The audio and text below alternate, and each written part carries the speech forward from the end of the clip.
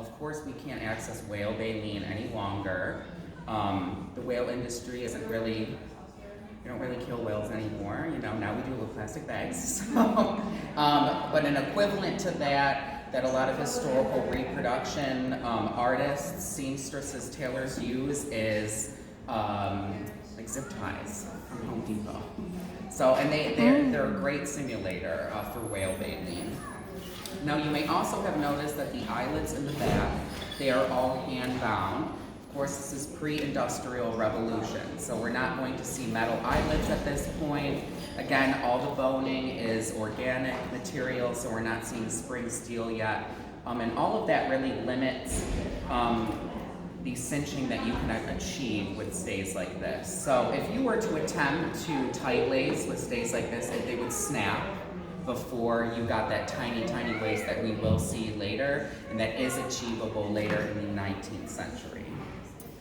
These days are also a popular technique for lacing at this time is spiral lacing. So you have one piece of cord that spirals up. As we go later into the 19th century, we're going to see it change from spiral to crisscross lacing that has two strings that go all the way up and down. Now these all lace in the back. So you would need, if you were lucky enough or wealthy enough to have a servant or someone to dress you, that would be essential. If not, you probably need like a sister or a mother.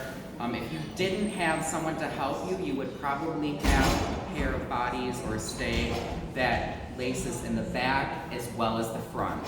So you'd probably lie it out on your bed, lace up the back, and then put it around your body and lace yourself up in the front, because you can do it alone that way. Another element of these stays are the busts. So on the inside of a lot of these stays, you can can't really see it, but we will be able to see it later, is a channel that's sewn into the lining that goes all the way down the front. And in that channel, you would put your bust. So these were commonly made of wood or bone, or if you were really lucky, they'd be made out of ivory. Now, this element of the corset prevents you really from bending over at all. It could help prevent any of your reed canes snapping as you wear the stays. And they were often decorated by a gentleman caller or a suitor that you had, or your husband, or maybe someone to whom you were engaged. So they were often carved as tokens of love, with symbols of love and affection, initials, hearts.